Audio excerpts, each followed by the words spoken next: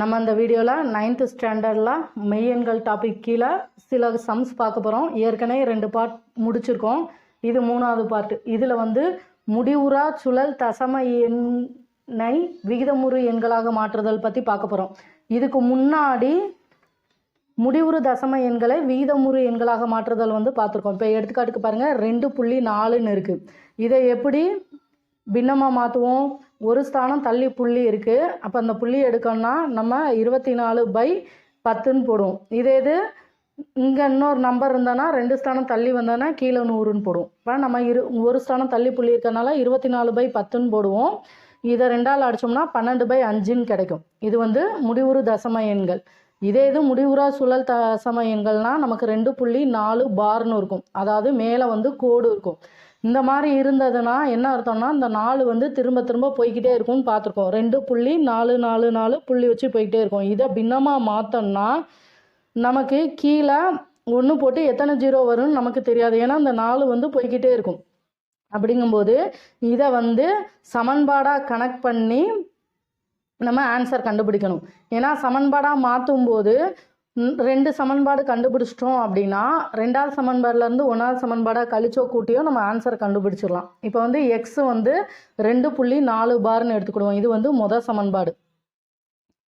இப்போ பாருங்க, 0.4 பார்னு இருக்குது. அதாவது புள்ளிக்கு அடுத்து ஒரு நம்பரில் பார்னு இருக்குது. அப்போ இதை 10ஆல் பெருக்கும். இங்கே 10ஆல் பெருக்குனா நமக்கு ஏற்கனவே தெரியும். ஒரு சமன்பாடு எடுத்தோம்னா ஒரு சைடு இங்கே 10ஆல் பெருக்கணும்னா இந்த சைடும் 10ஆல் பெருக்கினா மட்டும்தான் அதோட மதிப்பு மாறாது. அப்போ என்ன செய்வோம்? 10x 2 சைடுமே 10ஆல் பெருக்குவோம். 10x = இந்த 2.4 பார் இன்ட்டு 10ன்னு போட்டோம்னா நமக்கு எப்படி வரும்? 2 ஒரு 0 சேர்க்கும்போது, ஏன்னா 2.444ன்னு போய்கிட்டே இருக்குமா, ஒரு 0 சேர்க்கும்போது இந்த 4 முன்னாடி வந்துடும். 2 4.4 பார்னு வரும். இப்போ நமக்கு 10x = 24.4 பார்னு வரும். இது 2வது சமன்பாடுன்னு வச்சுக்கிடுவோம். இப்போது இந்த 2வது சமன்பாடுலேருந்து 1வது சமன்பாடாக கழிச்சிரும். ஏன்னா நமக்கு புள்ளிக்கு இங்கிட்ட இருக்குது. பாரில் உள்ள மதிப்பு கேன்சல் ஆயிடுச்சுன்னா எக்ஸோட மதிப்பை ஈஸியாக கண்டுபிடிச்சிடலாம். அதனால் 2வது சமன்பாட்டிலேருந்து முதல் சமன்பாடாக கழிக்கிறோம். 10xலேருந்து எக்ஸை கழிச்சா 9x = 24.4 பார்லேருந்து 2.4 பாரை கழிச்சோம்னா இந்த 4 பார் 4 பாரும் கேன்சல் ஆயிரும்.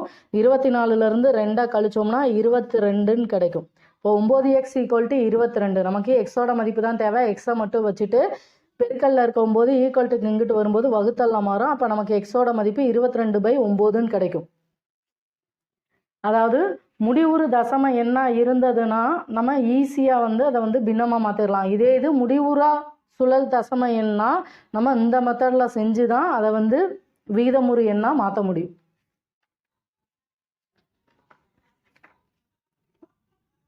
எடுத்துக்காட்டுக்கு பாருங்க, 2.5. ஃபஸ்ட்டு இது 0.3 பார்னு இருக்குது. நம்ம இதை எக்ஸ்ன்னு எடுத்துக்கிடுவோம். எக்ஸ் = 0.3 பார். இது முதல் சமன்பாடுன்னு வச்சுக்கணும். அடுத்து பாருங்கள், புள்ளிக்கு அடுத்து ஒரு 3ன்னு இருக்குது. அதுக்கு மேலே பார்னு இருக்குது. அப்போ ஒரு ஸ்தானம் தள்ளி இருக்கா, அதனால் 2 சைடுமே 10ஆல் பெருக்கணும். 2 சைடும் 10ஆல் பெருக்குனா நமக்கு 10x = 3.3 பார்னு வரும். ஏன்னா இந்த 10ஆல் பெருக்கும்போது இங்கிட்டிருந்து ஒரு 3 இந்த சைடு வந்துடும். அதனால தான் 3.3 பார்னு எழுதியிருக்கோம். அடுத்து இதை 2வது சமன்பாடு வச்சுக்கிடுவோம். இப்போ 2வது சமன்பாடுலேருந்து முதல் சமன்பாடை கழிச்சோம்னா 10xலேருந்து எக்ஸ் போச்சுன்னா 9xன்னு கிடைக்கும். அடுத்து 3.3 பார் மைனஸ் 0.3 பார்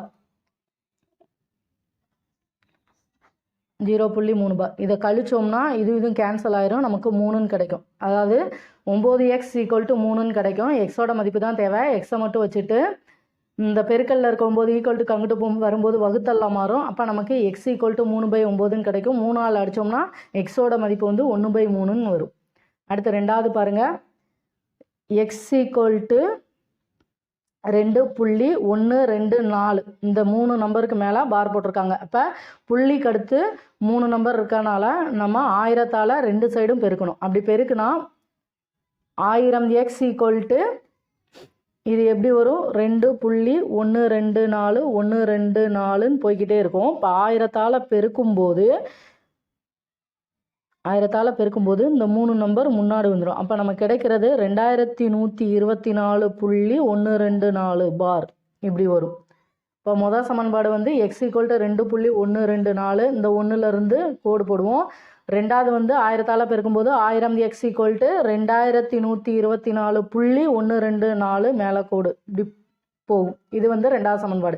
இப்போ ரெண்டாவது சமன்பாடுலேருந்து ஒன்றாவது சமன்பாடை கழிப்போம். 1000 எக்ஸ்லேருந்து எக்ஸை கழிச்சா 999 எக்ஸ் ஈக்குவல் டு இந்த 2124.124ன்னு போய்கிட்டே இருக்கும்ல, இதிலிருந்து 2.124 இதை கழிச்சோம்னா இந்த பாரு 0.124 மேலே உள்ள இந்த பார் வந்து கேன்சல் ஆகிடும். இந்த ரெண்டுமே கேன்சல் ஆகிட்டு நமக்கு 2122ன்னு கிடைக்கும். அதாவது 999 எக்ஸ் ஈக்குவல் டு 2122ன்னு வரும். நமக்கு எக்ஸோட மதிப்பு தான் தேவை. எக்ஸை மட்டும் வச்சுட்டு இந்த 999 ஈக்குவல் டு அங்கிட்டு போகும்போது பெருக்கல்ல இருக்கிறது வகுத்தெல்லாம் மாறும். அப்போ நமக்கு கிடைக்கிற ஆன்சர் வந்து எக்ஸ் ஈக்குவல் டு 2122/999ன்னு வரும்.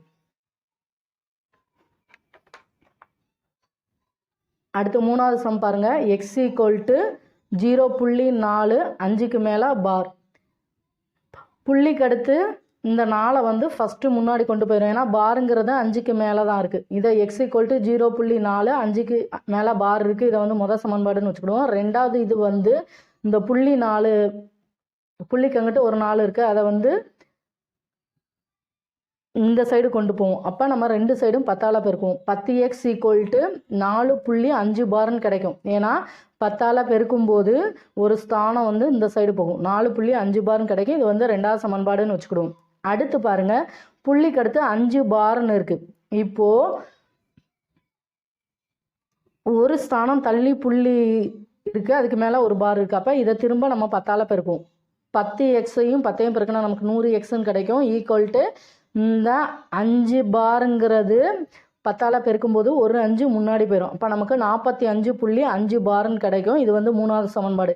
ஏன் இதை திரும்ப இந்த 10ஆல் பெருக்கிறோம்னா, நம்ம அப்போ தான் மூணாவது சமன்பாடிலேருந்து ரெண்டாவது சமன்பாடை கழிக்கும்போது இந்த 5 பாரும் கேன்சல் ஆகும். இதே இது ரெண்டாவது சமன்பாடும் ஒன்றாவது சமன்பாடும் எடுத்துக்கிட்டோம் அப்படின்னா, இங்கே 4.5 பார்னு இருக்குது, இங்கே 0.45க்கு மேலே பார் இருக்குது. அப்போ புள்ளிக்கு அங்கிட்டு கழிக்கும்போது இது வந்து அடிபடாது. அதனால தான் மூணாவது சமன்பாடாக கொண்டு வந்திருக்கும், ரெண்டையும் 10ஆல் பெருக்கி. இப்போ பாருங்கள், மூணாவது சமன்பாடில் இருந்து ரெண்டாவது சமன்பாடை தான் கழிக்கணும். ஏன்னா மூணாவது சமன்பாடுலேயும் 0.5 பார்னு இருக்குது புள்ளிக்கு அடுத்து, ரெண்டாவது சமன்பாடுலேயும் புள்ளிக்கு அடுத்து 5 பார் மட்டும்தான் இருக்குது. அப்போ மூணாவது சமன்பாட்டில் இருந்து ரெண்டாவது சமன்பாடை கழிக்கணும்.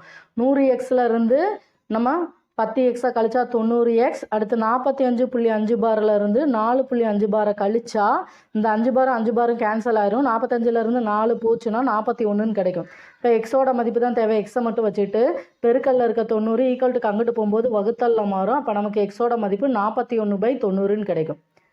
இதை இப்படியும் செய்யலாம். இந்த சம்மை நம்ம இன்னொரு மெத்தட்லேயும் செய்யலாம். அதாவது எக்ஸ் ஈக்குவல் டு 0.45 பார்னு இருக்கா, இதை முதல் சமன்பாடுன்னு எடுத்துக்கிடுவோம். இப்போ புள்ளிக்கு அடுத்து பாருங்கள், 2 நம்பர் இருக்குது. அப்போ 100ஆல் பெருக்குவோம். ரெண்டு சைடும் 100ஆல் பெருக்கணும்னா 100x ஈக்குவல் டு புள்ளிக்கு வலது சைடு வந்து 2 0 சேர்க்கும்போது இந்த 4 5 வந்து முன்னாடி போகும்போது 45.5 பார்னு கிடைக்கும். ஏன்னா 4 5 5 5ன்னு போய்கிட்டே இருக்கும். 5க்கு மேலே மட்டும்தான் பார் இருக்குது. அதனால் நம்ம 100x ஈக்குவல் டு 100ஆல் பெருக்கணும்னா 100x ஈக்குவல் டு 45.5 பார்னு கிடைக்கும். இப்போ பாருங்கள், ரெண்டாவதுலேருந்து 1 கழிக்க முடியுமா? கழிச்சோம்னா இங்கே 0.5 பார்னு தான் இருக்குது, இங்கே 0.45 பார்னு இருக்குது. அப்போது நமக்கு இந்த முதல் சமன்பாடும் புள்ளிக்கு அடுத்து 5 பார் இருக்கிற மாதிரி கொண்டு வரணும். அப்போது திரும்பவும் முதல் சமன்பாடை நம்ம 10ஆல் பெருக்கும். முதல் சமன்பாடை மட்டும் 10ஆல் பெருக்கணும்னா, ஏன்னா நமக்கு ரெண்டாவது சமன்பாடு வந்து 45.5 பார்னு கிடச்சிருக்கு. இப்போ முதல் சமன்பாடில் வந்து 0.45 பார்னு இருக்குது, இங்கேயும் 0.5 பார்னு கொண்டு வரணும். அப்போ முதல் சமன்பாடை திரும்ப 10ஆல் பெருக்கணும்னா 10x ஈக்குவல் டு 4.5 பார்னு கிடைக்கும். இது வந்து மூணாவது சமன்பாடு. இப்போ பாருங்கள், நம்ம ரெண்டாவது சமன்பாடில் இருந்து மூணாவது சமன்பாடை கழிக்கணும். இப்போ கழிச்சோம்னா 100xல இருந்து 10xை கழிச்சோம்னா 90x. அடுத்து 45.5 பாரில் இருந்து 4.5 பாரை கழிச்சோம்னா இந்த 5 பாரும் கேன்சல் ஆகிட்டு நமக்கு 41ன்னு கிடைக்கும். இப்போ 90x ஈக்குவல் டு 41ன்னு வரும். எக்ஸோட மதிப்பு கண்டுபிடிக்கணும்னா இந்த 90 பெருக்கல்ல இருக்கிறது ஈக்குவல் டு அங்கிட்டு போகும்போது வகுத்தல்ல மாறும்போது x ஈக்குவல் டு 41/90ன்னு வரும்.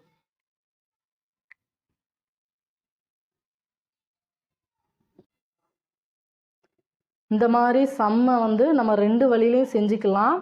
எந்த மெத்தட் ஈஸியாக இருக்கோ அதை பார்த்துக்கோங்க. அடுத்த சம் பாருங்க. x = 0.5 6 8க்கு மேலே பார். இப்போ வந்து இந்த புள்ளி 5 வந்து நம்ம புள்ளிக்கு அடுத்து வர்ற 5 வந்து முன்னாடி கொண்டு போகணும்னா நம்ம 10ஆல் பெருக்குவோம். ஏன்னா 6 8க்கு மேலே தான் பார் இருக்குது. அதுக்கு முன்னாடி ஒரு நம்பர் இருக்குது. இந்த 5 மட்டும் முன்னாடி கொண்டு போகிறதுனால 2 சைடும் 10ஆல் பெருக்குவோம். அப்போ நமக்கு வந்து 10x = 5.68 6 8க்கு மேலே பார் வரும். இந்த பார்னா 6 8 6 8 வந்து திருப்பி போய்கிட்டே இருக்கும். இதை வந்து 2ஆவது சமன்பாடுன்னு வச்சுக்கிடுவோம். அடுத்து பாருங்கள், புள்ளிக்கு அடுத்து 6 8க்கு மேலே பார் இருக்குது. இதை வந்து 100ஆல் பெருக்கணும்.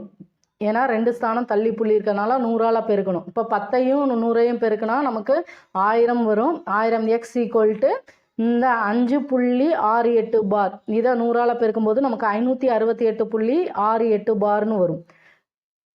இப்போ பாருங்கள், 3ஆவது சமன்பாட்டில் இருந்து 2ஆவது சமன்பாடு தான் கழிக்கணும். ஏன்னா புள்ளிக்கு அடுத்து 6 8 பார் தான் 2ஆவது சமன்பாடுலாம் இருக்குது, 3ஆவது சமன்பாடுலாம் இருக்குது. முதல் சமன்பாட்டில் வந்து 0.5 6 8க்கு மேலே பார் இருக்குது. அப்போ நம்ம 3ஆவது சமன்பாட்டில் இருந்து தான் 2ஆவது சமன்பாடை கழிக்கணும்.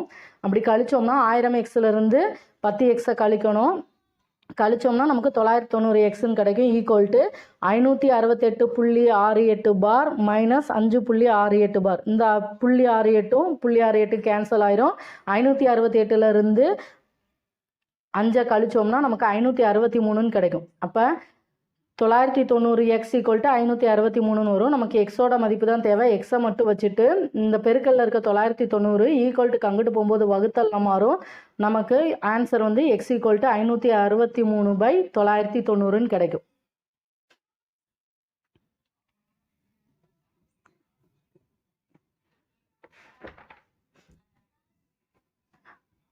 அடுத்து பாருங்க, புக்கில் வந்து ஒரு ஃபார்முலா கொடுத்துருக்காங்க. அதாவது ஒரு பின்னம் p/qன்னு இருக்குன்னா q வந்து 0 இல்லாமல் இருக்கணும். அப்படி ஒரு பின்னம் இருந்ததுன்னா இந்த பின்னத்தில் இந்த கீழே இருக்குல்ல q, இது வந்து 2m × 5n மாற்ற முடிஞ்சதுன்னா, அதாவது p/2m × 5n இந்த மெத்தட்லாம் மாற்றுறதா இருந்ததுன்னா இந்த பின்னம் வந்து முடிவுறு தசம எண்ணா இருக்கும். அப்படி இந்த க்யூவை வந்து இந்த வடிவில் மாற்ற முடியலாட்டி அந்த விகிதமுறு எண் வந்து முடிவுறா தசம விரிவை பெற்றிருக்கும். அதனால் இந்த ஃபார்முலா வந்து லைட்டாக பார்த்துக்கோங்க. நம்ம வகுத்து தான் ஆன்சர் கண்டுபிடிக்கணும்னு அவசியம் இல்லை. இந்த கீழே உள்ள மதிப்பு வந்து 2m × 5n மாற்ற முடிஞ்சதுன்னா அது வந்து முடிவுறு தசம எண்ணா வரும். அப்படி மாற்ற முடியலை அப்படின்னா அது வந்து முடிவுறா சுழல் தசம விரிவை பெற்றிருக்கும். எடுத்துக்காட்டுக்கு பாருங்க, 2.6ல்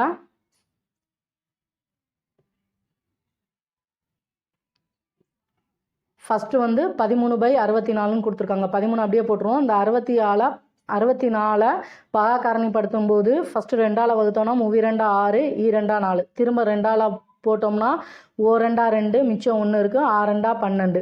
அடுத்து 2ஆல் வகுத்தோம்னா n 2 16, திரும்ப 2ஆல் போட்டோம்னா 4 2 8ன்னு வரும், திரும்ப 2ஆல் போட்டோம்னா 2. இப்போது இது வந்து எப்படி எழுதுவோம்? 2 1 2 3 4 5 6, 2 6ன்னு எழுதுவோம். ஏற்கனவே ஃபார்முலா பார்த்தோம்ல, p/2m × 5n இதில் மாற்ற முடிஞ்சதுன்னா அது வந்து முடிவுறு தசம விரிவு. இப்போ பாருங்கள், 2 6ன்னு இருக்குது. இப்போ 5n இருந்தாலும் இல்லைலாட்டிலும் பிரச்சனை இல்லை. அப்படி இல்லை 2m இல்லாமல் 5 எழுத முடிஞ்சாலுமே அது வந்து முடிவுறு தசம விரிவு தான். அப்படி இல்லை ரெண்டுமே இருக்கனாலும் அது முடிவுறு தசம விரிவு தான் பெற்றிருக்கும். அடுத்து பாருங்கள், -71/125. நம்ம 125 ஏற்கனவே பார்த்துருக்கோம். 5 3 எழுதலான்னு. ஏன்னா 5 கியூபோட மதிப்பு தான் 125. அப்போ இது எப்படி எழுதும்? -71/5 அப்போ இதுவும் முடிவுறு தசம விரிவை பெற்றிருக்கும். அடுத்து 3வது பாருங்கள், 43/375. 375 டானா வகுத்தலில் போட்டோம்னா, பகா காரணிப்படுத்தல போட்டோம்னா 5ல் முடிஞ்சிருக்கு. அப்போ 5ஆல் தான் வகுக்கணும். 5ஆல் போட்டோம்னா 7 5 35, மிச்சம் 2 இருக்கும். 5 5 25, திரும்ப 5ஆல் போட்டோம்னா 1 5 5, மிச்சம் 2 5 5 25, திரும்ப 5ஆல் போட்டோம்னா 3 5 15. அப்போ இது எப்படி எழுதும்? 43/5 3, ஏன்னா 5 3 தடவை இருக்குது, இன்ட்டு 3 வந்து ஒரு தடவை இருக்குது, 3 1. இங்கே வந்து 5 இருக்குது, அப்புறம் வந்து 3 தான் இருக்குது. நமக்கு 2m இன்ட்டு 5n இருக்கணும். 3 இருக்கிறதுனால இது வந்து முடிவுறா சுழல் தசம விரிவு. அடுத்து பாருங்க 31/400ன்னு கொடுத்துருக்காங்க.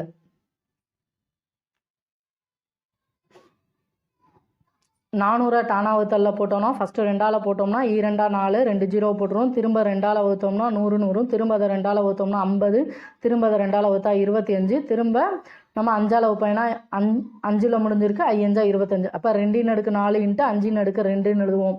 31/2/4 இன்ட்டு 5/2. அப்போ இது வந்து முடிவுறு தசம விரிவு. நம்ம ஏன் முடிவுறு தசம விரிவு வந்து கீழே வந்து 2m இன்ட்டு 5n இருந்ததுன்னா இதை வந்து ஏன் முடிவுறு தசம விரிவுன்னு சொல்கிறோம் அப்படின்னா, நம்ம வகுக்கும் போது இப்போ ஏதாவது ஒரு நம்பர் இருக்குது, அதை வகுத்தோம்னா கடைசி 0 தான் சேர்ப்போம்.